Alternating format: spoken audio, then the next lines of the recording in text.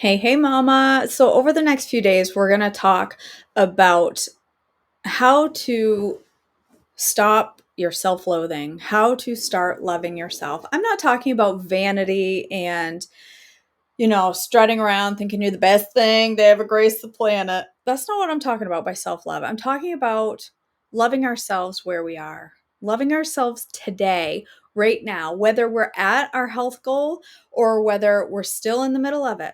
Or whether we haven't even started it yet, we're struggling to start our health goal. We still need to find ourselves in a place of love. Why? Because He first loved us. God loves you the way you are. It doesn't mean we shouldn't work on our temple. It doesn't mean we shouldn't clean things up. It doesn't mean we shouldn't pursue our health.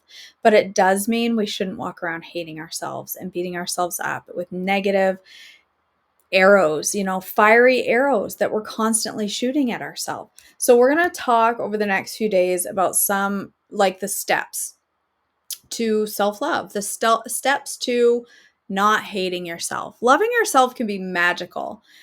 Loving yourself when you recognize that you are creation of a mighty king helps you to love every aspect of your life. It doesn't mean you have to constantly give in to your inner critic. That voice that's telling you you're not good enough, that you're overweight, you're never going to be skinny, that you're always going to look like this, you're always going to feel crappy, you're never going to feel good. That voice needs to hush its face. And we're going to talk about some things you can do to work towards hushing the face of that demon, okay? Self-love empowers you to make healthy decisions. When you love who you are, you will make better decisions. I'm not saying that every time you eat an off-plan meal that it's a sign that you hate yourself. Don't get me wrong.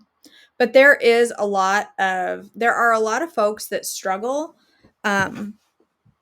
with self-hatred that cover that up with food. I, for one, am a perfect example of that. For years, I hid over just how much I disliked who I was and the life I was living. Not a product of marriage or any of that stuff, but who I was as a person, who I was as a child of God. I wasn't fulfilling my purpose. I wasn't following my God. I professed Christianity, but I didn't really care if I was ever in the Word or ever went to church. I knew what I knew. I believed what I believed, but it wasn't all consuming. And a lot of that was because I really didn't feel like I had anything to give or that I was worthy of God's love because I didn't like who I was. I didn't like what I saw in the mirror. For me, it started with body image. But there was a lot of self-loathing that went on there. That is not who I am anymore. I love who I am. I can truly say that. Does it mean I never struggle and have days where I look in the mirror and think, no, we all have those days. But I have been able to cultivate a deep, loving relationship with my God, and that has brought on loving me for me because God loves me. I look at myself now as though I look at myself from the outside. I